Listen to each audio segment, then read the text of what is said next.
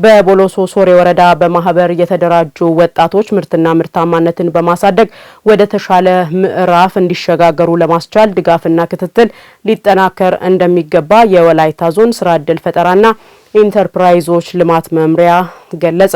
የመምሪያው አመራሮችና ባለሙያዎች በወረዳው በማህበር በተደራጁ ወጣቶች እየተሰሩ ያሉ ተግባራትን የመስክ ምልከታም አካሂደዋል። የመስክ ምልከታውን የተከታተለችው ትዝታ ታከለ ተጨማሪ ይዛበታለች።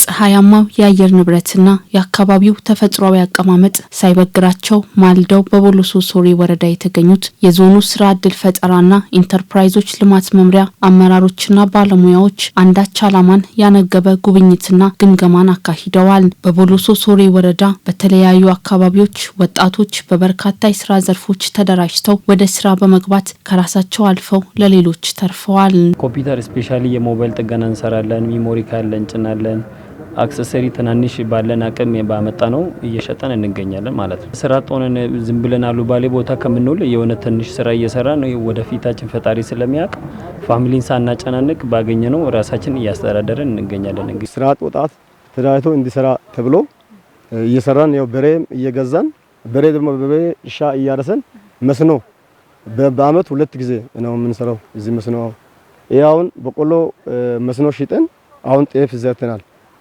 ከታች በኩል ደግሞ ቦሎቄ ዘርተናል። እንደና ደግሞ ሌላን ደግሞ ተጨማሪ ችግኝ ማዳቀል ስራም እየሰራን ጀምረናል። ማይበሩ ከገባ ጊዜ ቁጠባ ቁጥቤ ከማይበሩ ጋር ከአባላት ልማት ሁሉ ሰርተ በመጀመሪያ ዙር ብድር ግል ወስጄ ያለው መጀመሪያ በእኛ ቁጠባና ከወረዳና ከሌላ ድርጅት ጋር ድጋፍ ሆነን እስካሁን ያለው ስራ እየሰራ ቆይተናል። ወጣቶቹ በስራቸው በመግፋት ከዚህ የበለጠ ውጤት ለማስመዝገብ ክትትልና ድጋፍ እንዲደረግላቸው እንዲሁም ቢሟሉልን ያሏቸውን ግብዓቶች አንስተዋል። ከዚህ በፊት መጥተው ነበር እና ጠይቀው ነበር። ኦሬዲ ከኦሞ ገንዘብ ተቀብላችሁ መስራት እንደምትችሉ ብለው ነበር። የወረዳም የዚህ አንድ ማዕከል ማዘጋጃም የራሳቸውን ድርሻ እንግዲህ ላሜራ በመስጠት እኛ እንድንሰራ አድርገውናል። እንደምትመለከቱት ያው ቤታችን ትንሽ ጭር ብላለች። ፋይናንሻል የለንም። ስፔሻሊ ብድርም ቢሆን ቢመቻችልን አሪፍ ነው። ችግኝ ጀምረን ውሃ በሰው ኃይል ያው ከታች ወደ ላይ ማምጣት በጣም ስለሚያስቸግረን ችግኙ ላይ እዛ ለኛ ጋንዳ ወይም ኦሮቶ ቢተከል በጀነሬተር ኃይል ውሃውን ወደ ላይ አምጥተን ችግኙን በየጊዜው ችግኙ ጠዋትና ማታ ነው ውሃ የሚጠጣው። የዞኑና የወረዳው ድጋፍ በጣም የላቀ ነው።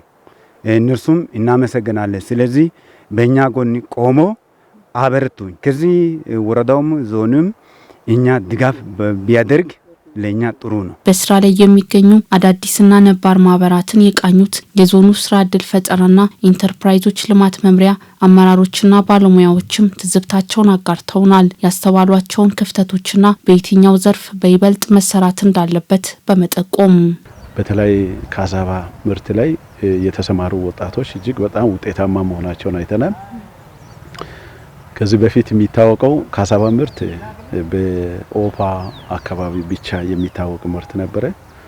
ዛሬ እንዳየነው ደግሞ ቦሎሶ ሶሬ ላይ እጅግ በጣም ውጤታማ የሆኑ ሚሊየንስ በሚሊየን ወጣቶች ገቢ የሚያገኙበት እንደሆነ በጋራ ያየንበት ሁኔታ አለ።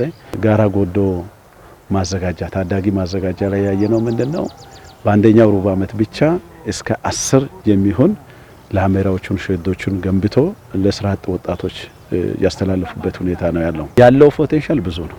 እኛ ያሉ ጸጋዎችን አሟጠን መጠቀም አለብን። በገጠር ወረዳዎች ሰፋ ያለ ስራ ያለበት ሰፋ ያለ ልየታ ያለበትና ስራዎች በዛ ደረጃ ናቸው የሚለውን ለማየት ነው የመጣ ነው። እንደኛ በየጊዜው ሪፖርት እንገመግማለን። ግን ከሪፖርት ባለፈ መሬት ላይ ምን አለ እውነትም አለ የሚለው ነገር ክሮስ ቼክ ለማድረግ ነው የመጣ ነው። ብድር ጋር ተያያዙ ያሉ ነገሮችን ሌሎች ስልጣና ሰጥቶ ብድር መስጠት የሚችሉ እንጂዎች አሉ ከኛ ጋር እየሰሩ ያሉ ወጣቶች ላይ። ስለዚህ እነዚህን ከወረዳ ጋር ተናበን የወጣቱን ፍላጎት ማርካት በሚችል ሁኔታ አክሰስ ለማድረግ እንሰራለን። በ2018 በአንደኛው ሩብ ዓመት ከ1900 በላይ ወጣቶች ወደ ስራ መግባታቸውን የሚገልጸው የወረዳው አስተዳደር የተቀመጡ ግቦችንና የታቀዱ እቅዶችን ለመተግበር በማህበራቱ የሚነሱ ጥያቄዎችን በማስቀደም እየሰራ መሆኑን አስገንዝበዋል። ዋፋም እንደ ወረዳ የተያዘው እቅድ አለ። እንደ ዞንም ከዞን የሚመጡ ፓምፖች አሉ። ስለዚህ በበጋ መስኖ ላይ አሁን ጅማሬ ላይ ስላለ ዝግጅት ላይ ያሉ ማህበራት አሉ። ስለዚህ ለነሱ የውሃ ፓምፕ የመስጠት ዝግጅት ላይ እንገኛለን። ውሃ ፓምፕ ብቻ ሳይሆን ችግኝ የሚያፍሉ ልጆች አሉ። ስለዚህ ችግኝ ለሚያፍሉት የውሃ ማጥጫ ጀርካን አለ። ወረዳ እንዳጋጣሚ ሆኖ በኤንጂኦዎች ምናምን የመጡ የውሃ ማጥጫ ጀርካኖች የመጡ አሉ። እነሱን ዲስትሪቢዩት ሰሞኑን እናደርጋለን። አንዳንድ ኩትኳቶ ላይ አጨዳ ላይ ሌሎች የችግኝ እንክብካቤ ላይ ጉድለቶች ያሉን ያንን እየለየን ድጋፍና ክትትል እያደረገን የነሱን አቅም ደግሞ እያሞላን የምንሄድበት አቅጣጫ እንፈጥራለን የሚል ሀሳብ አለ። ወጣቶች እንግዲህ ወደ ስራ ከተሰማሩ በኋላ በእርግጥ ከየአካባቢ አንዳንድ ችግሮች ሊገጥማቸው ይችላል። ያንን በቅድሚያ ግንዛቤ ውስጥ አስገብተን ከወጣቶችና ከስራ እድል ፈጠራ ጽሕፈት ቤት ጋር በመሆን ችግሮቹን በቅርበት እየለየን የመደገፍ ስራ፣ የመምከር ስራ፣ የማሰልጠን ስራ፣ የማብቃት ስራ ነው እየሰራን እንገኛለን። በየአካባቢው በማህበር ተደራጅተው እያለሙ የሚገኙ ወጣቶች የመንግስትን አዋጅ በተከተለ መልኩ ውጤታማ በመሆን ለአዳዲስ ማህበራት መሬት እየለቀቁ ወደ ተለያዩ ስራ መስኮች ሊሸጋገሩ እንደሚገባም መልእክት ተላልፏል። ወጣቶች ውጤታማና ለሌሎች የተሻለ እድል መፍጠር የሚያስችል ስራ ላይ እንዲሰማሩ በኢትዮጵያ ከሚሊየን በላይ ስራ አጥ ወጣቶችን ተጠቃሚ የሚያደርጉ ፕሮጀክቶችን ቀርጾ እየተንቀሳቀሰ መሆኑን ኦርቢት ኢኖቬሽን ሀብ የተሰኘ ግብረሰናይ ድርጅት አስታወቀ። ድርጅቱ በወላይታ ሶዶ ከተማ ስራ አጥ ወጣቶች ስራ ፈጣሪዎች በመሆን ተጠቃሚ እንዲሆኑ ለማስቻል ከባለድርሻ አካላት ጋር የምክክር መድረክም አካሂዷል። እድገት እስራኤል በዝርዝር ያቀርበዋል። ከዛሬ 4 ዓመት በፊት የተቋቋመው ኦርቢት ኢኖቬሽን ሀብ የተሰኘ ግብረሰናይ ድርጅት የስራ ፈጠራ ራዕይና ሀሳብ ኖሯቸው ወደ ተግባር መቀየር ላልቻሉ ወጣቶች የግንዛቤ ማስጨበጫ ስልጠና፣ የገንዘብ ድጋፍና የገበያ ትስስር በመፍጠር ወጣቶችን ተጠቃሚ ለማድረግ የሚሰራ ድርጅት ነው። ድርጅቱ በኢትዮጵያ ከ1 ሚሊዮን በላይ ወጣቶችን ተደራሽ ለማድረግ እየሰራም ይገኛል። ከ20 በላይ የሚሆኑ የኢትዮጵያ ከተሞች ላይ አክቲቭ ሆነን እንሰራለን። በተለይ የኢንኩቤሽን ሰፖርት እንሰጣለን፣ የኢንኩቤሽን አገልግሎት። ከዛ ባሻገር ዲጂታል ማርኬት ሊንኬጅ በተለይ ይሄ የገበያ ትስስሩ ላይ እንዲሁ እንሰራለን። ከዛ በተጨማሪ ደግሞ በየኢንጌጅ በምናደርግባቸው ከተማዎች ላይ የስራ ፈጣሪዎችን አንድ ላይ የሚያስተባብር ኮሚኒቲዎችን በመገንባት ላይ እንገኛለን።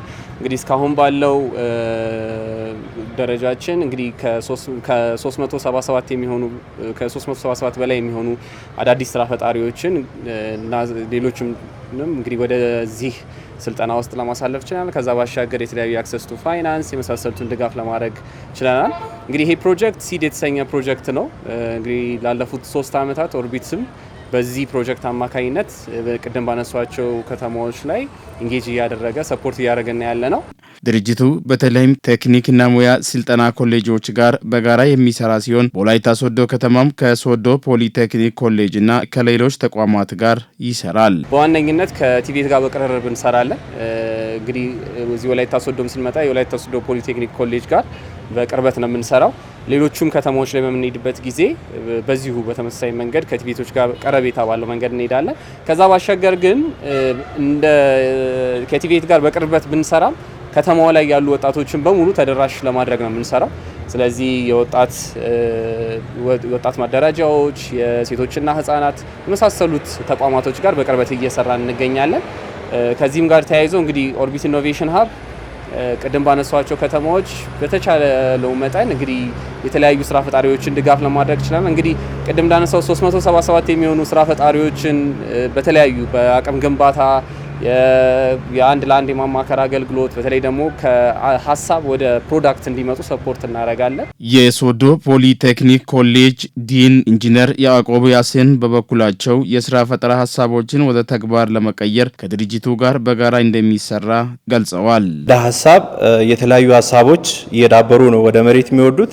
እነዚህ ወደ መሬት የሚወርዱ ሀሳቦች ከመወረዳቸው በፊት በምን አይነት ክህሎት ነው ዳብሮ ወደ መሬት መውረድ ያለባቸው የሚሉ ሀሳቦች ላይ እንደ ተቋማችንም የሚሰጡ ነገሮችን ከናንተ ጋር በግልጽ በተወሰነ መልኩ የምናነሳ ነው የሚሆነው።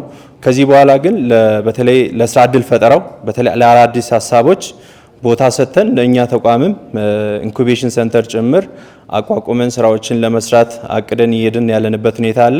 በመድረኩ ባለድርሻ አካላትና ስራ ፈጣሪዎች ልምዳቸውን ያካፈሉ ሲሆን ድርጅቱ የያዘው ዓላማ የአካባቢውን ወጣቶች ተጠቃሚ የሚያደርግ ነው ተብሏል። እና ስልጠናውን በጣም ጥሩ ነው። ወጣቱ ላይ የሚሰራ ነው። ምክንያቱም ወጣቱ ላይ መሰራት ይፈልጋል አሁን ምክንያቱም አስፈላጊ ትውልድ ነው አሁን ያለው ወጣቱ ላይ በጣም መስራት አለ። ለአንድ ሀገር እድገት ደግሞ ትልቁ አስፈላጊ ወጣቱ ነው። ስለዚህ ይህ ወጣት ደግሞ መስራት አለበት ተብሎ ታስቦ ወደ ይሄ ተቋም ደግሞ ወደኛ ሀገር ወደ ወላይታ ወደ ውቢቷ ከተማ ስለመጣ በጣም አመሰግናለሁ። የመንግስት አመራሮችም አንዳንዶችን ለማግኘት ሞክሬያለሁ። እነሱም የዚህ ታዳሚ ሆነው የወሰዱት ግንዛቤ ወደ መሬት ወርዶ ወጣቱን የስራ ሰው አድርጎ እንዲሰራ እኔ በጣም በዚህ ነገር ላይ ትኩረት ቢሰጥበት እኛው ከኛ ልምድ በመነሳት በውስን ካፒታል ስራዎችን መጀመር ይቻላል። በተወሰኑ ካፒታል ስራዎችን በመጀመር ከዛ ፋይናንስ ማፈላለግ። ስለዚህ የሀሳብ ተመሳሳይ ሀሳብ ያላቸው ሰዎች ተመሳሳይ አይዲያ ሼር የሚያደርጉ ሰዎች 4ም 5ም ሆኖ እንደ ግሩፕ ማህበር ሆኖ ቢደራጁ ከዛ ባላቸው ውስን ነገር ስራ ቢጀምሩ ስራ ከጀመሩ በኋላ የፋይናንስ ተቋማትን ቢያናግሩና ካፒታላቸው ማሳደግ ቢችሉ እንደሚታወቀው ሶዶ ውስጥም ወላይታ ውስጥም እጅግ በጣም ብዙ ወጣቶች ስራ ፈላጊዎች አሉ።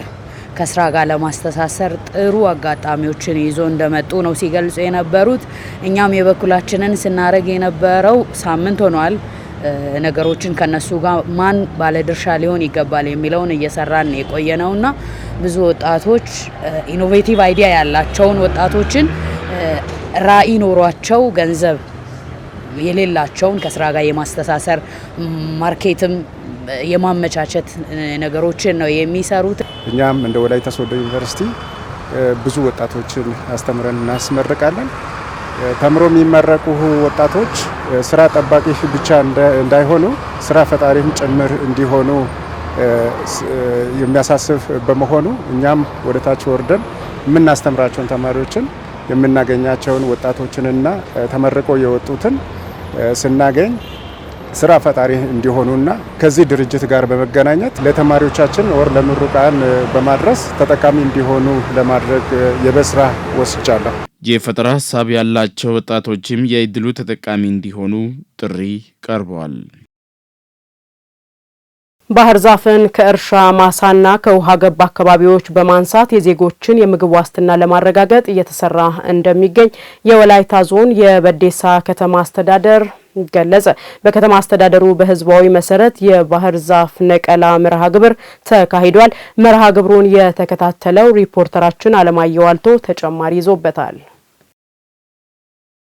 አምራችና ለም መሬት እያለ የአገሬው ሰው ማሳውን ጦሙን በማሳደር ከሌላው እጅ ጠባቂ ሆኖ መቆየቱ ይታወቃል። ይህንን እውነታ ለመቀልበስ በወላይታ ዞን በዴሳ ከተማ አስተዳደር የባህር ዛፍ ከእርሻ ማሳና ከውሃ ገብ አካባቢዎች በማንሳት ዜጎች ምግብ ዋስትናቸው እንዲረጋገጥ ለማስቻል በንቅናቄ ስራዎች እየተሰሩ ይገኛሉ። ዴሳ ከተማ አስተዳደር ዛሬ ያው ብልቮ በዴሳ መነሻ የሚሆን መድረክ አድርገን ላውንች አድርገን ባህር ዛፍን በእርሻ ማሳ አካባቢ የተከሉ ሰዎች ጋር በመግባባት የነቀላ ስራ አድርገናል። ያው አርሶ አደሮቻችን እህል መዝራት ለተለያዩ ለምግብነት የሚውሉ እጽዋትን መትከል በሚችሉበት መሬት ላይ እየነቀሉ ማሳውን የባህር ዛፍ ማሳ እያደረጉ ያለውን የምግብ ዋስትና እንዳናረጋግጥ ትልቅ ተግዳሮት ሆኖ መቆየቱ የሚታወቅ ነው። ይሄንንም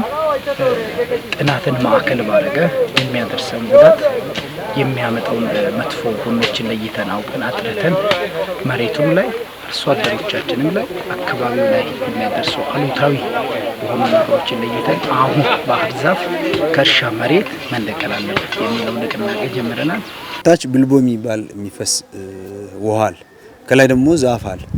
ይሄ አንደኛው የውሃው መጠን ከጊዜ ወደ ጊዜ የመቀነሱን ነገር ያየንበት በጣም ደግሞ አምቢጌስ የሚሆን እዛ ላይ ያየሁት ምንድነው እዛ ላይ አንድ ጄኔሬተር ፓምፕ አድርጎ ወደ ላይ ውሃውን ቢያወጣ እዛ አካባቢ ያለውን ውሃ በመስኖም ጭምር ማልማት የሚቻልበት ሁኔታ ያለበት ግን ኦሬዲ ዛፍ የያዘበት ሁኔታ ነው ያለው። ከማሳቸው የባህር ዛፍ አንስተው ሰብል ማልማት የጀመሩ የንቅናቄው ተሳታፊዎች አንዱ ሌላውን በማስተማር ከተረጂነት ወደ ምርታማነት ለሚደረገው ጉዞ የበኩላቸውን ለመወጣት መዘጋጀታቸውን አመላክተዋል። ለወደፊትም ቢሆን ይሄ ባህር ዛፍ የሚያደርሰው ጉዳት ህብረተሰብን የሚጎዳና አዲስ የሚመጣ የሚወለዱ ትውልድን የሚጎዳ በመሆኑ ህብረተሰቡ ከዛሬ ጀምሮ ይሄንን ባህር ዛፍ ነቅሎ በተለያየ ሁኔታ ለማጥፋት ሁላችንም ቃል እንደገባን ስለሆነ ከመንግስትም በዚህ አይነት አኳያ ከፍተኛ ኃላፊነት ተሰጥቶ ስብሰባ ላይ ስለተገኘን ከዛሬ ጀምሮ ህብረተሰባችንን አስተምረን ይሄ ባህር ዛፍ ምንም እንደማይጠቅምና በዛ በባህር ዛፍ ሳቢያ ከፍተኛ ችግርና ጉስቁልና እንደሚመጣ ተረተናል። አርሶ አደሩ ያው ጥሩ ምርት እንዲያገኙ ያው የማስተማር ስራ እንሰራለን። ከዚህ በፊትም እያስተማረን ቆይተናል፣ እየሰራን ቆይተናል። አሁንም ቢሆንም ወደፊትም እንሰራለን፣ እናስተምራለን፣ ደግሞ ግንዛቤን እንሰጣለን። የባህር ዛፍ ነቀላ ስራውን ህዝባዊ በማድረግና የህግ ማዕቀፍ በማበጀት በምግብ ራስን ለመቻል ለተወጠነው ውጥን ስኬት በጋራ መስራት እንደሚያስፈልግ ነው የተገለጸው። በዞን ምክር ቤት የህግ ጉዳዮችም ተፈትሾ እየተሰሩ ያሉ ነገሮች አሉ። እነዛ በምክር ቤት ጸድቆ ሲወርዱ አንዳንድ ጉዳዮች በዛሬ አሁን በህዝብ መድረክም በባለድርሻ መድረክ የሚነሱ ከህግ ጋር መገናኘት ያለባቸው ጉዳዮችም አሉ። እነዛ በዛ አግባብ የሚፈቱ ለምሳሌ ድንበርተኞች አንዱ በራሱ ሰዓት ዛፍ የመትከል ሌላውን ደግሞ ያ ተጽዕኖ የመፍጠር እነዚህ ጉዳዮች አንደኛው በማግባባት በማወያየት ህዝቡ በራሱ የራሴ ነው ብሎ እንዲያነሳ የማድረግ ስራ በአንድ በኩል እንዲሰራ የሚለውን ነው። የባህር ዛፍ ነቀላ የሁሉም ሰው ኃላፊነት መሆን አለበት የሚለውን ተማምነናል። ምክንያቱም ባህር ዛፍ በያዘው እርሻ ምክንያት የሚጎዳው ሁሉ ማህበረሰብ ስለሆነ ኃላፊነቱ የሁሉ ነው በሚለው አጽንኦት ሰጥተን ተማምነን የመጣ ነው።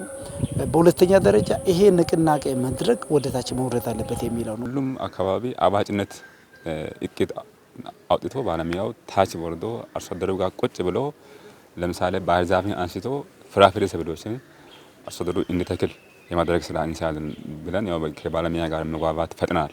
የልመና ታሪክ በመቀልበስ አዲስ ታሪክ መጻፍ የሚቻለው ሁሉም አርሶ አደር ከልማዳዊ የአመራረት ዘይቤ በመላቀቅና ቴክኖሎጂን በመጠቀም ከዕለት ፍጆታ ባሻገር ማልማት እንዳለበት መልእክት ተላልፏል።